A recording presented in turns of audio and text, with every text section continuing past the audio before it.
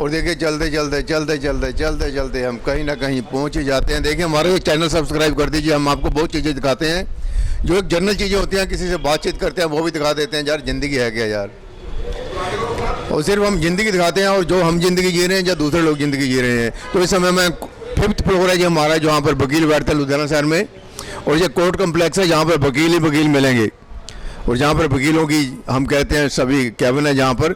तो जहाँ से हम देख रहे हैं ये दूर का नज़ारा दिखाइए, जहाँ पर जो लुधियाना शहर हम दिखा देते हैं 5th मंजिल से जो लुधियाना शहर है हमारा, वो कैसा लगता है। देखो भैया, हाँ कभी बम्बे वाले हमें बम्बे भी दिखा देना, दिल्ली वाले दिल्ली दिखा देना, लेकिन हम आपको लुधियाना दिखा रहे हैं।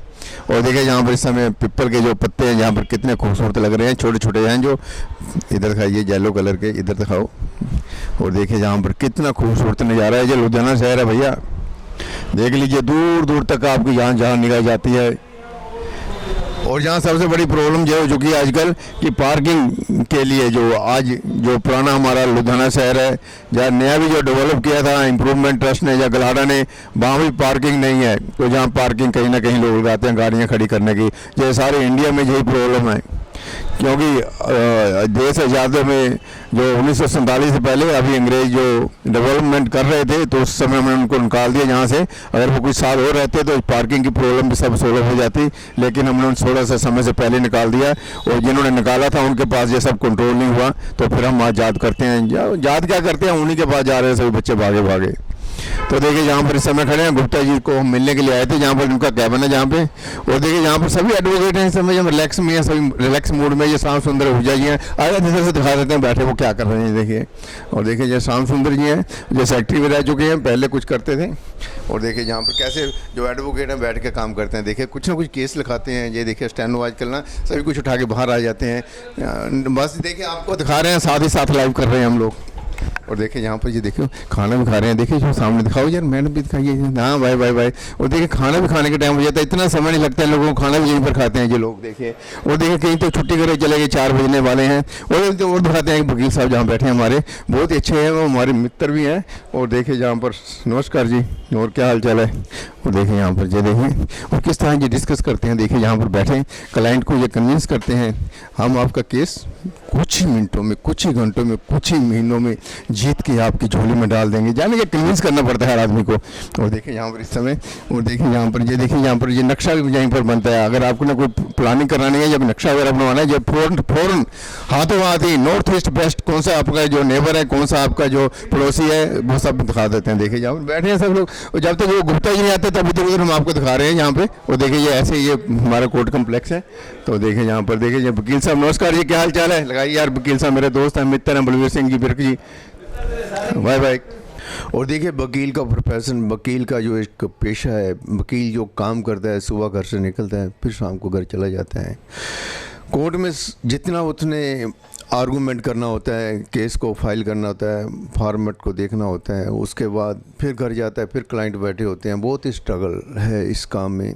स्ट्रगल तो एक एडवोकेट के साथ साथ जो डॉक्टर होते हैं वो भी 24 आवर अपनी सर्विस प्रोवाइड करते हैं। हर काम में स्ट्रगल है। लेकिन इस समय मेरे सामने बब्बर जी बैठे हैं, ये एडवोकेट हैं। इनके जो ग्रैंडफादर थे वो भी एडवोकेट हैं, दिखाइए कभी थे, देखिए उनके ऊपर मैं आपको दिखा रहा हूँ, अर्सी साहब थे। वो ओल्ड कोर्ट थी जहाँ पर उस समय चंद कोर्ट थी जहाँ लुधियाना शहर में अंग्रेज़ों के द्वारा जो बनाई गई थी। जन्म 1947 से पहले उनका हुआ था, लेकिन उन्होंने प्रैक्टिसिंग हिंदुस्तान आज़ाद होने के बाद ही यहाँ पर शुरू की। तो उनके जो ग्रैंडसन है जहाँ मेरे सामने बैठे हैं प्रिंस जी, जब भी उनके जो काम जो उन्होंने किया इस समाज में, जो कुछ वो करते थे, उन्हीं के जो पद चिन्ह है, उन्हीं के जो दिशा निर्देश थे ज़िंदगी के, जो उनके सिखाए हुए मार्ग थे, उन्हीं पर ये चल रहे हैं। बब्बर जी थोड़ा सा बताओ, आप इस जो प्रोफेशन में आए हैं आपको कैसा लग रहा है। तीर्थ जी कहते हैं कि मैंने बब्बर जी के पास भी जाना है। मैं ऊपर गया था 5वीं मंजिल में, तो वहाँ पर मैंने देखा तो कुछ लोग कैमरे के आने से डरते हैं। यार कहते हैं हमने कुछ बोलेंगे। यार मैंने कुछ नहीं बोलना, हमने तो बताना है लोगों को हमारा ये क्या है। कोई बताता है, कभी गोल्ड स्मिथ तो बताएगा कि हम ये क्या करते हैं, कभी को बताएगा जो होता है, जो ग्रोसरी वाला होता है कि हम कैसे मसाला बनाते हैं। लेकिन फिर भी हम लोग जो है कि जनता को जागरूक करने के लिए अपना जो प्रोफेशन है इसके बारे में थोड़ा लोगों को बताएंगे कि एक वकील ऐसे इंसान होते हैं जो लोगों के समाज के लिए सोचते हैं। आज़ादी में भी सभी जो वकील थे उन्होंने हिस्सा लिया था। आज 23 मार्च है, आज उन शहीदों को मैं श्रद्धांजलि देता हूं जिन्होंने फांसी के फंदे को चूमा था, चाहे राजगुरु था, सुखदेव था या भगत सिंह था। आज 23 मार्च है, हम जहाँ आपके पास बैठे हैं, हम उनको श्रद्धांजलि ये होगी कि हम सच्चाई बोलें, लोगों को जागरूक करें और जो आज हमारा जो समाज है जो ताने बाने में चल रहा है, जैसे चल रहा है उससे बाहर निकले। ਬੱਬਰ ਜੀ ਤੁਸੀਂ ਇਹ ਦੱਸੋ ਜਿਹੜਾ ਹੁਣ ਆਪਣਾ ਜਿਹੜਾ ਸਮਾਜ ਹੈਗਾ, ਤੁਸੀਂ ਇਹ ਪ੍ਰੋਫੈਸ਼ਨ ਦੇ ਵਿੱਚ ਆਏ, ਇਹ ਅੱਜ ਕਿਵੇਂ ਚੱਲ ਰਿਹਾ ਹੈਗਾ? ਤੁਹਾਡੇ ਮਾਈਕ ਲੱਗਿਆ, ਤੁਸੀਂ ਇੱਥੇ ਗੱਲ ਕਰੋ। ਦੇਖੋ ਜੀ, ਪਹਿਲਾਂ ਤਾਂ ਸਤਿ ਸ਼੍ਰੀ ਅਕਾਲ ਹੈ ਸਾਰਿਆਂ ਨੂੰ। ਫਿਰ ਆਪਾਂ ਹੱਥ ਜੋੜ ਕੇ ਜਿਹੜੀਆਂ ਉਹ ਪਾਕ ਰੂਹਾਂ ਸੀਗੀਆਂ ਸਰਦਾਰ ਭਗਤ ਸਿੰਘ, ਸੁਖਦੇਵ ਤੇ ਰਾਜਗੁਰੂ ਜੀ, ਉਹਨਾਂ ਨੂੰ ਸ਼ਰਧਾਂਜਲੀ ਦਿੰਦੇ ਹਾਂ ਵੀ ਉਹਨਾਂ ਦੀ ਬਦੌਲਤ ਅੱਜ ਆਪਾਂ ਇੱਥੇ ਬੈਠੇ ਹਾਂ ਤੇ ਇੱਕ ਆਜ਼ਾਦੀ ਦੇ ਨਾਲ ਅਸੀਂ ਆਪਣਾ ਜੀਵਨ ਬਤੀਤ ਕਰ ਰਹੇ ਹਾਂ। ਸਾਨੂੰ ਸੋਚ ਦੀ ਆਜ਼ਾਦੀ ਹੈ, ਸਾਨੂੰ ਕੁਝ ਕਰਨ ਦੀ ਆਜ਼ਾਦੀ ਹੈ। ਨਹੀਂ ਤਾਂ ਪਹਿਲਾਂ ਅੰਗਰੇਜ਼ਾਂ ਨੇ ਇਹੋ ਜਿਹਾ ਸਾਨੂੰ ਸ਼ਿਕੰਜਾ ਪਾਇਆ ਹੋਇਆ ਸੀ, ਸਾਨੂੰ ਸੋਚਣ ਤੇ ਬੋਲਣ ਤੇ ਕਰਨ ਤੇ ਹਰ ਇੱਕ ਚੀਜ਼ 'ਚ ਅਸੀਂ ਗੁਲਾਮ ਸੀ। ਹੁਣ ਜਿੱਦਾਂ ਸ਼੍ਰੀਪਾਲ ਜੀ ਨੇ ਮੈਨੂੰ ਪੁੱਛਿਆ ਹੈਗਾ ਬਈ ਆਪਣੀ ਪ੍ਰੋਫੈਸ਼ਨ ਬਾਰੇ, ਮੈਂ ਜ਼ਿਆਦਾ ਤਾਂ ਨਹੀਂ ਜਾਣਦਾ, ਜਿੰਨਾ ਕੁ ਹਜੇ ਮੈਨੂੰ ਟਾਈਮ ਹੋਇਆ ਜਾਂ ਜਿੰਨਾ ਕੁ ਮੇਰਾ ਤਜਰਬਾ ਹੋਇਆ, ਜੋ ਮੈਂ ਆਪਣੇ ਗ੍ਰੈਂਡਫਾਦਰ ਤੋਂ ਸੁਣਿਆ, ਇਹ ਜਿਹੜੀ ਇੱਕ ਬੀਇੰਗ ਅ ਲੀਗਲ ਪ੍ਰੈਕਟੀਸ਼ਨਰ ਆਪਾਂ ਪ੍ਰੈਕਟਿਸ ਕਰਦੇ ਹਾਂ, ਇਹ ਇੱਕ ਬਲਦੇ ਕੋਲਿਆਂ ਤੇ ਤੁਰਨ ਦੇ ਬਰਾਬਰ ਹੈ। ਇਹ ਕੋਈ ਸੌਖਾ ਕੰਮ ਨਹੀਂ ਹੈਗਾ ਕਿ ਆਪਾਂ ਇੱਕ ਲਾਅ ਦੀ ਡਿਗਰੀ ਕੀਤੀ, ਆਪਾਂ ਆਏ, ਆਪਾਂ ਪ੍ਰੈਕਟਿਸ ਕਰਨੀ ਸ਼ੁਰੂ ਕੀਤੀ, ਆਪਾਂ ਨੂੰ ਪੈਸੇ ਮਿਲਣ ਲੱਗੇ। ਨਹੀਂ, ਮੈਂ ਜੋ ਡੈਫੀਨੇਸ਼ਨ ਸਮਝਦਾ, ਪ੍ਰੈਕਟਿਸ ਇੱਕ ਬੂਟਾ ਹੈ। ਜਿਵੇਂ ਆਪਾਂ ਇੱਕ ਛੋਟਾ ਜਿਹਾ ਪਲਾਂਟ ਲਿਆ ਕੇ ਲਾਉਂਦੇ ਹਾਂ ਘਰ, ਅਸੀਂ ਉਹਨੂੰ ਉਹਨੂੰ ਖਾਦ ਪਾਉਂਦੇ ਹਾਂ, ਉਹਨੂੰ ਪਾਣੀ ਪਾਉਂਦੇ ਹਾਂ, ਫਿਰ ਮੀਂਹ ਪੈਂਦਾ, ਫਿਰ ਮੌਸਮ ਬਦਲਦੇ, ਕਦੀ ਪੱਤੇ ਝੜਦੇ ਆ, ਕਦੀ ਲੱਗਦੇ। ਅਲਟੀਮੇਟਲੀ ਹੌਲੀ ਹੌਲੀ ਹੌਲੀ ਹੌਲੀ ਸਾਲਾਂ ਬੱਧੀ ਜਿਹੜਾ ਰੁੱਖ ਹੁੰਦਾ ਵੱਡਾ ਹੁੰਦਾ, ਫਿਰ ਉਹਨੂੰ ਫਲ ਲੱਗਣੇ ਸ਼ੁਰੂ ਹੁੰਦੇ ਆ। ਪਹਿਲਾਂ ਬਹੁਤ ਥੋੜ੍ਹੇ ਫਲ ਲੱਗਦੇ ਆ, ਜੇ ਆਪਾਂ ਤੋੜ ਲੈਂਦੇ ਹਾਂ ਉਹ ਫਿਰ ਜਿਹੜਾ ਰੁੱਖ ਹੈ ਉਹ ਫਲਾਂ ਤੋਂ ਬਿਨਾਂ ਹੋ ਜਾਂਦਾ। ਹੌਲੀ ਹੌਲੀ ਜਿੱਦਾਂ ਜਿੱਦਾਂ ਮੌਸਮ ਚੜ੍ਹਦਾ ਜਾਂਦਾ, ਬਹਾਰਾਂ ਆਉਂਦੀਆਂ ਜਾਂਦੀਆਂ, ਉਹ ਜਿਹੜਾ ਪੱਤਝੜ ਆਉਂਦੀ ਆ, ਉਹ ਸਾਰੀਆਂ ਉਹਨਾਂ ਚੀਜ਼ਾਂ ਨੂੰ ਜਿਹੜਾ ਬੂਟਾ ਹੁੰਦਾ ਝੱਲ ਲੈਂਦਾ, ਫਿਰ ਉਹਦੇ 'ਤੇ ਬੜੇ ਫਲ ਲੱਗਣੇ ਸ਼ੁਰੂ ਹੋ ਜਾਂਦੇ ਆ। ਫਿਰ ਅਸੀਂ ਉਹ ਤੋਂ ਫਲ ਤੋੜਦੇ ਰਹਿੰਦੇ ਹਾਂ, ਪਰ ਫਲ ਹੋਰ ਆਈ ਜਾਂਦੇ ਆ, ਫਿਰ ਉਹ ਹੌਲੀ ਹੌਲੀ ਇੱਕ ਰੁੱਖ ਦਾ ਰੂਪ ਧਾਰਨ ਕਰ ਲੈਂਦਾ। ਸੇਮ ਇਹ ਪ੍ਰੈਕਟਿਸ ਹੈ। ਜਿਹੜੇ ਵੀ ਅਸੀਂ ਵੀ ਯੰਗ ਹੀ ਆਏ ਸੀਗੇ, ਕਿਉਂਕਿ ਕਿਸੇ ਨੂੰ ਵੀ ਇਹ ਕਹਿਣਾ ਕੋਈ ਸੀਨੀਅਰ ਹੈ ਜਾਂ ਕੋਈ ਜੂਨੀਅਰ ਹੈ, ਸਾਰੇ ਐਜ਼ ਅ ਯੰਗਸਟਰ ਜਿਨ੍ਹਾਂ ਨੇ ਜੁਆਇਨ ਕੀਤਾ, ਇਹ ਸੋਚ ਕੇ ਆਉਣਾ ਬਈ ਇੱਥੇ ਆਉਂਦਿਆਂ ਨਾਲ ਅਸੀਂ ਕੁਛ ਨਾ ਕੁਛ we will do something very big, ਉਹ ਇੱਕ ਚੀਜ਼ ਪੋਸੀਬਲ ਨਹੀਂ ਹੈਗੀ। ਕਿਉਂਕਿ ਜਿਹੜੀ ਪ੍ਰੈਕਟਿਸ ਆ ਉਹ ਸਾਰੀ ਬੇਸਡ ਆ ਤੁਹਾਡੀ ਨੌਲੇਜ 'ਤੇ, ਤੁਹਾਡੀ ਸਟੱਡੀ 'ਤੇ। ਅਸੀਂ ਕਿੰਨਾ ਟਾਈਮ ਕਿਸ ਸੀਨੀਅਰ ਦੇ ਅੰਡਰ ਲਗਾ ਰਹੇ ਹਾਂ, ਅਸੀਂ ਕੀ ਗੈਦਰ ਕੀਤਾ ਉਹਨਾਂ ਕੋਲ ਟਾਈਮ ਲਗਾ ਕੇ। ਕਿਉਂਕਿ ਜੋ ਅਸੀਂ ਲਾਅ 'ਚ ਪੜ੍ਹ ਰਹੇ ਹਾਂ, ਜੋ ਅਸੀਂ LLB ਦੇ ਵਿੱਚ ਕਰਦੇ ਹਾਂ, ਸਾਨੂੰ LLB 'ਚ ਇਹ ਨਹੀਂ ਦੱਸਿਆ ਜਾਂਦਾ ਕਿ ਜਦੋਂ ਤੁਸੀਂ ਕੋਰਟ 'ਚ ਡੇਟ ਲੈਣ ਜਾਓਗੇ ਉੱਥੇ ਲਿਸਟ ਲੱਗੀ ਹੋਊਗੀ। ਜਦੋਂ ਤੁਸੀਂ ਕੋਰਟ 'ਚ ਡੇਟ ਲੈਣ ਜਾਓਗੇ, ਜੇ ਤੁਹਾਡਾ ਰਿਟਨ ਸਟੇਟਮੈਂਟ 'ਤੇ ਕੇਸ ਲੱਗਿਆ ਹੋਇਆ ਤਾਂ ਤੁਹਾਨੂੰ ਉੱਥੇ ਪ੍ਰੋਡਕਸ਼ਨ ਔਰ ਡਾਕੂਮੈਂਟ ਦੀ ਵੀ ਐਪਲੀਕੇਸ਼ਨ ਦੇਣੀ ਹੈ। ਸੋ ਜੋ ਤੁਸੀਂ ਕੋਰਟ 'ਚ ਜਾਓਗੇ ਤੁਹਾਡੀ ਫਾਈਲ ਨਹੀਂ ਲੱਭੂਗੀ, ਤਾਂ ਤੁਸੀਂ ਐਲਮਾ ਨੂੰ ਜਾ ਕੇ ਉਹਨਾਂ ਤੁਹਾਨੂੰ ਕਨੈਕਸ਼ਨ ਕ੍ਰੀਏਟ ਕਰਨਾ ਪੈਣਾ। ਤਾਂ ਤੁਸੀਂ ਇੱਕ ਡਰ ਦੇ ਮਾਹੌਲ ਦੇ ਵਿੱਚ ਪ੍ਰੈਕਟਿਸ ਸ਼ੁਰੂ ਕਰਦੇ ਹੋ, ਜਿਵੇਂ ਮੈਂ ਕੀਤੀ ਸੀਗੀ। ਮੈਂ ਆਪਣੇ ਆਪ ਨੂੰ ਬਲੈਸਡ ਸਮਝਦਾ ਕਿ ਮੇਰੇ ਗ੍ਰੈਂਡਫਾਦਰ ਇਸ ਪ੍ਰੋਫੈਸ਼ਨ 'ਚ ਸੀਗੇ।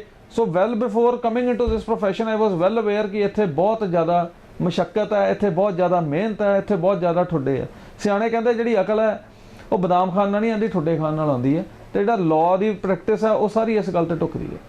ਮੈਂ ਇਹ ਸਮਝਦਾ ਜੇ ਕੋਈ ਵੀ ਬੰਦਾ ਸੈਲਫ ਇੰਪਲੋਇਡ ਹੈ ਤਾਂ lawyer is the most difficult profession to go for and to be successful. ਤੋ ਬੱਬਰ ਜੀ, ਤੁਸੀਂ ਜਿਹੜੇ ਨਵੀਂ ਜਨਰੇਸ਼ਨ ਹੈ, ਜਿਹੜੇ ਨਵੇਂ ਐਡਵੋਕੇਟਸ ਇੱਥੇ ਪ੍ਰੈਕਟਿਸ ਕਰਨ ਲਈ ਆਉਂਦੇ, ਜਾਂ ਕੁਝ ਲਾ ਹੁਣ ਪੇਪਰ ਹੋ ਰਿਹਾ ਬੱਚੇ ਦੇ 12th ਕਲਾਸ ਤੋਂ ਬਾਅਦ, ਹਰ ਕੋਈ ਕਹੂਗਾ ਮੈਂ ਵਕੀਲ ਬਣਨਾ। ਮੰਮੀ ਵੀ ਕਹਿੰਦੀ ਆ ਵਕੀਲ ਪ੍ਰੋਫੈਸ਼ਨ ਬਹੁਤ ਵਧੀਆ, ਫਿਲਮਾਂ ਜਿੱਦਾਂ ਦੇਖਦੇ ਹੈਗੇ ਆਰਗੂਮੈਂਟ ਕਰਦੇ। ਤੁਸੀਂ ਕੀ ਕਹਿਣਾ ਚਾਹੁੰਦੇ ਹੋ ਜਿਹੜੀ ਨਿਊ ਜਨਰੇਸ਼ਨ ਹੈ ਵੀ ਤੁਸੀਂ ਆਓ ਇਸ ਪ੍ਰੋਫੈਸ਼ਨ, ਜੇ ਇਸ ਨੂੰ ਉਹ ਡਿਜ਼ਰਵ ਕਰਦੇ ਹੈਗੇ, ਜੇ ਇਹਦੇ ਵਿੱਚੋਂ ਆਪਣਾ ਜੋ ਕੁਝ ਵੀ ਹੋ ਰਿਹਾ, ਜਾਂ ਹੁਣ ਕੋਰਟ ਦੇ ਵਿੱਚ ਕਦੀ ਆਉਣਾ ਚਾਹੀਦਾ ਜਾਂ ਦੇਖਣਾ ਚਾਹੀਦਾ ਕਿਸੇ ਪ੍ਰੋਫੈਸ਼ਨ, ਕਿਉਂਕਿ ਇੱਥੇ ਕੋਈ ਐਂ ਤਾਂ ਹੈ ਨਹੀਂ ਨੋਟ ਅਲਾਊਡ, ਕਿਉਂਕਿ ਇੱਥੇ ਕੋਈ ਵੀ ਬੰਦਾ ਆ ਕੇ ਦੇਖ ਸਕਦਾ ਆਪਣੀ ਜਾਣੀ ਕਿ ਲਾਈਫ ਕਿੱਦਾਂ ਦੀ ਹੈਗੀ ਹੈ। ਪੇਰੈਂਟਸ ਨੂੰ ਚਾਹੀਦਾ ਕਿ ਆਪਣੇ ਬੱਚੇ ਨੂੰ ਇਸ ਪੇਸ਼ੇ 'ਚ ਪਾਉਣ ਲਈ, ਪ੍ਰੋਫੈਸ਼ਨ 'ਚ ਪਾਉਣ ਲਈ ਪਹਿਲੇ ਥੋੜ੍ਹਾ ਦਿਖਾ ਦਿੱਤਾ ਜਾਵੇ ਵੀ ਇਹ ਪੇਸ਼ਾ ਜਿਹੜਾ ਇੱਦਾਂ ਦਾ ਹੈਗਾ ਵਾ। ਸਰ ਦੇਖੋ, ਮੈਂ ਪਹਿਲਾਂ ਤਾਂ ਇਹ ਸਮਝਦਾ ਜਿਹੜੀ ਇਹ ਚੀਜ਼ ਹੋ ਰਹੀ ਹੈ, ਆਪਾਂ ਇੱਕ ਸੋਚ ਕੇ ਕੁਝ ਹੋਰ ਆਉਂਦੇ ਹਾਂ, ਆਪਾਂ ਸੋਚਦੇ ਹਾਂ it's like a dream world, ਪਰ ਆਪਣੇ ਲਈ ਡਰੀਮ ਵਰਲਡ ਨਹੀਂ ਹੁੰਦਾ। ਇਹਦੇ ਵਿੱਚ ਪੇਰੈਂਟਸ ਦਾ ਵੀ ਕੋਈ ਕਸੂਰ ਨਹੀਂ ਹੈ, ਜਿਹੜੇ ਬੱਚੇ ਲਾਅ ਲਈ ਅਪੀਅਰ ਹੁੰਦੇ ਉਹਨਾਂ ਦਾ ਵੀ ਕੋਈ ਕਸੂਰ ਨਹੀਂ ਹੈ। ਜੇ ਕੋਈ ਬੰਦਾ ਲਾਅ ਦੇ ਵਿੱਚ ਪ੍ਰੈਕਟਿਸ ਕਰਨਾ ਚਾਹੁੰਦਾ, he comes with a hope that he will earn also and he will help the people. But ਜਿਹੜੀ ਆਇਰਨੀ ਹੈ ਉਹ ਇਹ ਹੈ ਕਿ ਆਪਣਾ ਐਜੂਕੇਸ਼ਨ ਸਿਸਟਮ ਹੀ ਗਲਤ।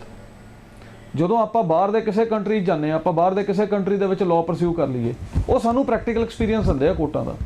ਜੇ ਆਪਾਂ ਨੂੰ ਇਸ ਜਿਹੜੀ ਆਪਣੀ ਲਾਅ ਹੈ 3 ਸਾਲ ਦੀ ਜਾਂ 5 ਸਾਲ ਦੀ ਲਾਅ ਹੈ ਉਹਦੇ ਵਿੱਚ ਪ੍ਰੈਕਟੀਕਲ ਐਕਸਪੀਰੀਅੰਸ ਦਿੱਤਾ ਜਾਵੇ ਕਿ ਅਸੀਂ ਕਿਸੇ ਲਾਇਰ ਕੋਲ ਸਾਲ 2 ਸਾਲ ਲਾਣੇ ਆ, ਤਾਂ ਮੇਰੇ ਖਿਆਲ ਨਾਲ ਸਾਨੂੰ ਕਿਸੇ ਨੂੰ ਇਹ ਸਮਝਾਉਣ ਦੀ ਲੋੜ ਨਹੀਂ ਪਊਗੀ ਕਿ ਪ੍ਰੈਕਟਿਸ ਹੈ ਕੀ ਹੈ। ਤਾਂ ਜਦੋਂ ਅਸੀਂ ਆਪਣੀ ਉਹ ਡਿਗਰੀ ਖਤਮ ਕਰਾਂਗੇ we will be knowing well in advance that these are the difficulties which we are going to face while we will practice। ਹੁਣ ਉਹ ਚੀਜ਼ਾਂ ਜਿਹੜੀਆਂ ਆਪਣੀ ਐਜੂਕੇਸ਼ਨ ਸਿਸਟਮ 'ਚ ਹੈ ਉਹ ਗਲਤ ਹੋ ਗਈਆਂ। ਆਪਾਂ ਨੂੰ ਪਤਾ ਹੀ ਨਹੀਂ ਹੁੰਦਾ ਅਸੀਂ ਲਾਅ ਦੀ ਡਿਗਰੀ ਕਰ ਲਈ, ਅਸੀਂ ਹੁਣ ਜਾ ਕੇ ਉੱਥੇ ਕਿਹੜੀਆਂ ਮੁਸ਼ਕਲਾਂ ਦਾ ਸਾਹਮਣਾ ਕਰਨਾ। ਜੇ ਸਾਡੀ ਜਿਹੜੀ ਪ੍ਰੈਕਟੀਕਲ ਟ੍ਰੇਨਿੰਗ ਉੱਥੇ ਹੋਊਗੀ ਤਾਂ ਸਾਨੂੰ ਪਤਾ ਹੋਊਗਾ ਵੀ ਅਸੀਂ ਹੁਣ ਜਿਹੜਾ ਕਦਮ ਚੁੱਕਣ ਜਾ ਰਹੇ ਹਾਂ ਉਹ ਸਾਡੇ ਭਲੇ ਦਾ, ਜਾਂ ਅਸੀਂ ਜਿਹੜਾ ਕਦਮ ਚੁੱਕਣ ਜਾ ਰਹੇ ਹਾਂ ਸਾਨੂੰ ਉਹ 'ਚ ਕੀ ਔਕੜਾਂ ਆਉਣੀਆਂ ਤੇ ਅਸੀਂ ਉਹਨਾਂ ਦਾ ਸਾਹਮਣਾ ਕਿੱਦਾਂ ਕਰਨਾ। ਐਂਡ ਇੱਕ ਤੁਸੀਂ ਗੱਲ ਕਹੀ ਵੀ ਜਦੋਂ ਮਾਪਿਓ ਸਾਨੂੰ ਇੱਥੇ ਭੇਜਦੇ ਉਹ ਸੋਚ ਕੇ ਭੇਜ ਦਿੰਦੇ ਆ ਵੀ ਇਹ ਹੁਣ ਮੁੰਡਾ ਜਾ ਰਿਹਾ ਤਨਖਾਹ ਲੈ ਕੇ ਆਊਗਾ, ਤਾਂ ਅਸੀਂ ਆਪਣੇ ਮਾਪਿਓ ਨੂੰ ਵੀ ਪਹਿਲਾਂ ਇਹ ਦੱਸਣ ਦੇ ਉਹਦੇ ਵਿੱਚ ਹੋਵਾਂਗੇ ਕਿ ਜਿਹੜਾ ਅਸੀਂ ਪ੍ਰੋਫੈਸ਼ਨ ਜੁਆਇਨ ਕਰ ਰਹੇ ਹਾਂ ਸਾਨੂੰ ਇਹਦੇ ਵਿੱਚ ਸੈਟਲ ਹੋਣ ਲਈ ਤੁਸੀਂ 5 ਤੋਂ 10 ਸਾਲ ਦਾ ਟਾਈਮ ਦੇਣਾ, ਤਾਂ ਅਸੀਂ ਕੁਝ ਰਿਜ਼ਲਟ ਪੇਸ਼ ਕਰ ਸਕਾਂਗੇ। ਕਿਉਂਕਿ ਇੱਕ ਵਕੀਲ ਦਾ ਕੰਮ ਜਿਹੜਾ ਹੈਗਾ ਬਹੁਤ ਔਖਾ ਹੈ। ਆਪਣੇ ਕਲਾਇੰਟ ਦੇ ਪਿੱਛੇ ਜਾ ਕੇ ਜੱਜਾਂ ਦੀ ਫਟਕਾਰ ਸੁਣਨੀ, ਆਪਣੇ ਕਲਾਇੰਟ ਦੇ ਪਿੱਛੇ ਬੈਠ ਕੇ 2-2 4-4 ਘੰਟੇ ਲਾਅ ਪੁਆਇੰਟ ਲੱਭਣੇ, ਔਰ ਇਸ ਡਰ ਦੇ ਨਾਲ ਕਿ ਜਦੋਂ ਕਲਾਇੰਟ ਤੁਹਾਡੇ ਚੈਂਬਰ 'ਚ ਆ ਰਿਹਾ, ਇਫ ਯੂ ਆਰ ਅ ਨੋਵਿਸ, ਤੁਸੀਂ ਨਵੇਂ ਹੋ, ਤੁਹਾਨੂੰ ਇਹ ਵੀ ਡਰ ਹੈ ਵੀ ਇਹਨੇ ਆਸ ਚੈਂਬਰ 'ਚੋਂ ਨਿਕਲਣਾ ਤੇ ਨਾਲ ਦੇ ਚੈਂਬਰ 'ਚ ਵੜ ਜਾਣਾ, ਉੱਥੇ ਇਹਨੂੰ ਘੱਟ ਫੀ ਕੋਟ ਹੋ ਜਾਣੀ ਹੈ ਤੇ ਉਹ ਮੇਰਾ ਕਲਾਇੰਟ ਚਲੇ ਜਾਣਾ। ਜੇ ਆਪਾਂ ਇੱਕ ਬਾਜ਼ਾਰ 'ਚ ਵੀ ਜਾਂਦੇ ਹਾਂ ਨਾ, ਆਪਾਂ ਨੂੰ ਕਿਸੇ ਦੁਕਾਨ ਦੇ ਵਿੱਚ ਆਪਾਂ ਵੜਦੇ ਹਾਂ ਕੋਈ ਸਮਾਨ ਖਰੀਦਣ ਲਈ, ਤਾਂ ਦੁਕਾਨਦਾਰ ਨੂੰ ਵੀ ਪਤਾ ਹੁੰਦਾ ਵੀ ਜੇ ਮੇਰੀ ਦੁਕਾਨ ਤੇ ਆਣਾ ਇਹਨੂੰ ਹੁਣ 10-15 ਦੁਕਾਨਾਂ ਪੈਦਲ ਤੁਰ ਕੇ ਜਾਣਾ ਪੈਣਾ, ਫਿਰ ਇਹ ਉਸ ਬਾਰੇ ਸੋਚੂਗਾ ਵੀ ਜੇ ਮੈਂ ਇਹਨੂੰ ਮਾੜਾ ਮੋਟਾ ਕਰ ਲਾਂ ਨੈਗੋਸ਼ੀਏਟ ਤਾਂ ਮੇਰਾ ਕੰਮ ਬਣ ਜਾਊਗਾ। ਪਰ ਵਕੀਲ ਲਈ ਦੇਖੋ ਕਿੱਡਾ ਔਖਾ। ਸਾਡੇ ਚੈਂਬਰ 'ਚੋਂ ਨਿਕਲਦੇ ਇੱਕ ਵਾਰੀ ਬੰਦੇ ਨੇ ਗੱਡੀ ਪਾਰਕ ਕਰਤੀ, ਉਹਦੇ ਕੋਲ ਕਿੰਨੀ ਆਪਸ਼ਨ ਹੈ। ਉਹ ਮੈਂ ਇਹ ਸਮਝਦਾ ਵੀ ਸਾਨੂੰ ਇੱਕ ਯੂਨੀਵਰਸਲ ਇੱਕ ਕੰਸਲਟੇਸ਼ਨ ਫੀ ਅਪਲਾਈ ਕਰਨੀ ਚਾਹੀਦੀ ਹੈ, ਤਾਂ ਕਿ ਜੇ ਕੋਈ ਜੂਨੀਅਰ ਬੰਦਾ ਵੀ ਹੈ ਉਹਦੇ ਕੋਲ, ਕਿਉਂਕਿ liar what are we selling, we are selling our time. ਅਸੀਂ ਆਪਣਾ ਦਿਮਾਗ ਆਪਣਾ ਟਾਈਮ ਸੈਲ ਕਰ ਰਹੇ ਹਾਂ, ਅਸੀਂ ਆਲਰੇਡੀ ਆਪਣੀ ਇਨਵੈਸਟਮੈਂਟ ਕਰ ਚੁੱਕੇ ਹਾਂ, ਅਸੀਂ ਡਿਗਰੀ ਲੈ ਚੁੱਕੇ ਹਾਂ। ਜਦੋਂ ਅਸੀਂ ਆਪਣਾ ਟਾਈਮ ਸੈਲ ਕਰ ਰਹੇ ਹਾਂ ਤਾਂ ਸਾਨੂੰ ਪਤਾ ਹੋਣਾ ਚਾਹੀਦਾ even if we are spending half an hour for someone ਤਾਂ we are getting at least a minimum amount, ਤਾਂ ਕਿ ਜੇ ਉਹ ਬੰਦਾ ਕਿਸੇ ਹੋਰ ਵਕੀਲ ਸਾਹਿਬ ਕੋਲ ਵੀ ਜਾਂਦਾ ਤਾਂ ਉਹਨੂੰ ਇਹ ਪਤਾ ਹੋਊਗਾ ਕਿ ਮੈਂ ਇੱਕ ਪ੍ਰੋਫੈਸ਼ਨਲ ਬੰਦੇ ਦਾ ਟਾਈਮ ਲੈ ਰਿਹਾ and I will have to pay for this. ਉਸ ਚੀਜ਼ ਨਾਲ ਕੀ ਹੋਊਗਾ, ਜਿਹੜਾ ਬੰਦਾ ਸਲਾਹ ਵੀ ਦੇ ਰਿਹਾ ਉਹ ਵੀ ਕੁਛ ਅਰਨ ਕਰੂਗਾ, ਔਰ ਉਹ ਬੜੇ ਧਿਆਨ ਨਾਲ ਔਰ ਬੜੇ ਤਰੀਕੇ ਨਾਲ ਸਲਾਹ ਦੇਊਗਾ ਕਿ ਹਾਂ ਮੈਂ ਇਸ ਬੰਦੇ ਨੂੰ ਸਹੀ ਰਸਤੇ ਪਾਣਾ। ਔਰ ਜਿਸ ਬੰਦੇ ਕੋਲ ਵੀ ਉਹ ਜਾਊਗਾ ਉਸ ਬੰਦੇ ਨੂੰ ਪਤਾ ਹੋਊਗਾ ਕਿ ਹੁਣ ਜੇ ਮੈਂ ਬੰਦਾ ਚੇਂਜ ਕਰ ਰਿਹਾ ਜਾਂ ਮੈਂ ਕਿਸੇ ਹੋਰ ਬੰਦੇ ਕੋਲ ਓਪੀਨੀਅਨ ਲੈ ਰਿਹਾ ਤਾਂ I have to pay for this, ਤਾਂ ਕਿ ਸਾਨੂੰ ਵੀ ਇਹ ਲੱਗੇ ਕਿ ਅਸੀਂ ਕਿਸੇ ਨੂੰ ਕੁਝ ਦੇ ਰਹੇ ਹਾਂ, we are selling our time. ਤਾਂ ਜਿਹੜਾ ਬੰਦਾ ਸਾਡਾ ਟਾਈਮ ਖਰੀਦ ਰਿਹਾ ਉਹਨੂੰ ਵੀ ਇਹ ਅਹਿਸਾਸ ਹੋਣਾ ਬਹੁਤ ਜ਼ਰੂਰੀ ਹੈ ਕਿ ਮੈਂ ਵਕੀਲ ਸਾਹਿਬ ਦੇ ਚੈਂਬਰ 'ਚ ਬੈਠਾ। ਜਦੋਂ ਆਪਾਂ ਡਾਕਟਰ ਕੋਲ ਸਲਾਹ ਲੈ ਕੇ ਸਲਾਹ ਲੈਣ ਜਾਂਦੇ ਹਾਂ, ਉਹ ਕਹਿੰਦੇ ਜੀ ਪਹਿਲਾਂ 500 ਰੁਪਇਆ ਜਮ੍ਹਾਂ ਕਰੋ ਤਾਂ ਡਾਕਟਰ ਸਾਹਿਬ ਤੁਹਾਨੂੰ ਦੱਸਣਗੇ। ਉਸ ਤੋਂ ਬਾਅਦ ਅਸੀਂ ਕਹਿੰਦੇ ਨਹੀਂ ਅਸੀਂ ਸੈਕਿੰਡ ਓਪੀਨੀਅਨ ਲੈਣਾ, ਅਸੀਂ ਫਿਰ ਡਾਕਟਰ ਕੋਲ ਜਾਂਦੇ ਹਾਂ, ਫਿਰ ਪੈਸੇ ਦਿੰਦੇ ਹਾਂ। सेम साढ़े च एप्लीकेबल होना बहुत ज़रूरी है। और देखिए बब्बर जी ने मेरे को बताया कि ये जो हमारा प्रोफेशन है इसमें आप अगर ज्वाइन करना चाहते हैं तो आप कोर्ट में आए, कोर्ट में अगर देखें आपको पता चलेगा क्या ज़िंदगी है। तेज गरेवाल जी आपका धन्यवाद जो हमें बब्बर जी के पास लेके आए।